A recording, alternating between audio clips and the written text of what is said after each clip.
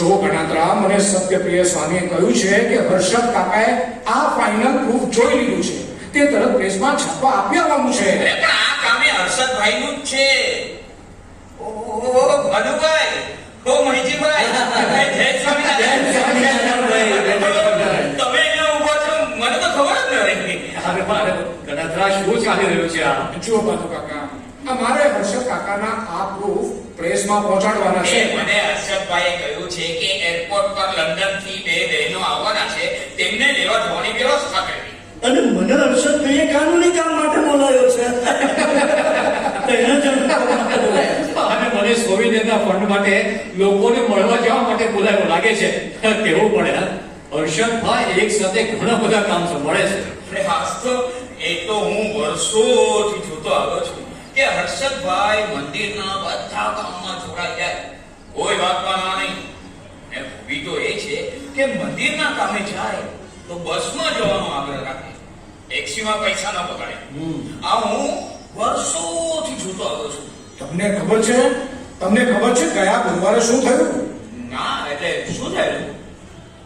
શ્રીજી સૌરભ સપ્તાહ નિમિત્તે કંઈક તાત્કાલિક છાપવાનું હતું. હવે તેમાં સંતોને ખાસ સૂચતું નહોતું ને હર્ષદ કાકા બપોરે ઘેર જવા નીકળતા હતા જમવા માટે. ત્યાં તેમને વાત કરી કે હર્ષદ કાકા ઘરે જમવા જવાને બદલે ઓફિસમાં ગયા ને સંતો જમીને આવ્યા ત્યાં બે તૈયાર અને હું તરત પ્રેસમાં આપી આવ્યો. ભાઈ હર્ષદભાઈ તો મંદિરના ધણી જેવા છે, ધણી જેવા.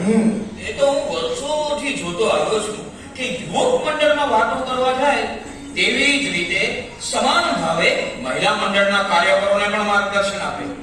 સ્વામીની રુચિ પ્રમાણે બહેનો પણ સત્સંગમાં આગળ વધે તે માટે હર્ષદભાઈ ખૂબ પ્રોત્સાહન આપે. આ હું વર્ષોથી જોતો આવ્યો છું. અને મેં સાંભળ્યું છે કે યુવકોને સાધુ થવાની પ્રેરણા પણ આપે છે. હાસ તો મને પણ ક્યારેક કહી દે છે કે નાથાલાલ, આ બધી ભાગદોડ મૂકીને સાધુ થઈ જા, સાધુ. ભાઈ એ પોતે અંદરથી છે ને આધ્યાત્મ માર્ગના સાચા સાધક છે. હા. એથી સૌને એવી જ વાત કરે ને. આ ઈશ્વર ચરણ સ્વામી જુઓ ને, કેટલા તેજસ્વી યુવાન સ્નાતક હતા.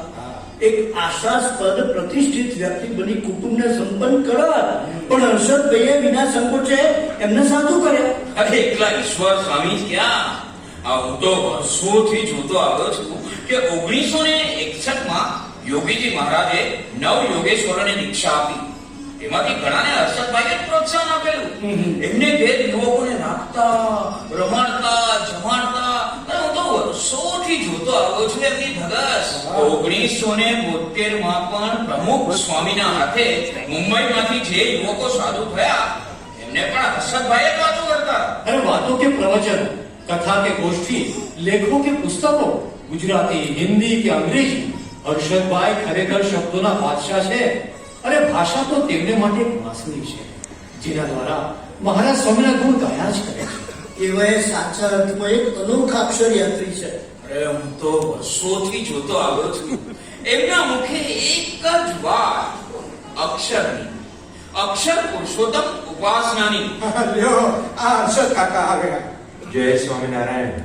જય સ્વામિનારાયણ. શું ગોષ્ઠી ચાલે છે નાથાલાલ? તારા હાથમાં પેલા પ્રૂફ લાગે છે. હા કાકા, સત્યપ્રિય સ્વામી આવ્યા તે પ્રેસમાં આપવા નીકળતો હતો. તેમને કહેજે કે આ ફર્મો તરત જ છાપવા લઈ લે. અને મેજીભાઈ, આપણે પેલો દસ્તાવેજ જોઈ લઈએ, પછી ભાનુભાઈ સાથે જવું છે. જોયું ને, હું કહેતો નતો કે હું તો વર્ષોથી જોતો આવ્યો છું કે હર્ષદભાઈ મંદિરના કામોમાં ફટાફટ જોડાઈ જાય. એ તો બધું મહારાજની દયા. મહારાજ બધું સુજાડે ને સ્વામી કામ કરવાની બધી શક્તિ આપે એટલે થાય છે. પણ આવો ને આટલો ઉત્સાહ કેમ રહે? વર્ષોથી સત્સંગ હોય તો એમ થાય કે હવે ઘેર બેસીને ભજન કરીએ. તે ક્યાંથી બેસાય? આપણા ગુરુ ક્યાં પલાઠી વાળીને બેસે છે? આટલી ઉંમરે એ મંડ્યા રહે છે ને, તો પછી આપણે ક્યાંથી બેસાય? પણ કાકા, હું તો જોઉં છું કે ઘણા જૂના હરિભક્તો બેસી જ રહ્યા છે ને. નાથાલાલ, આપણાથી એવું ન જોવાય. જે કરે છે તેના સામે જોવું. આપણે સ્વામી બાબાને રાજી કરવા છે તે આપણે મંડ્યા રહેવું.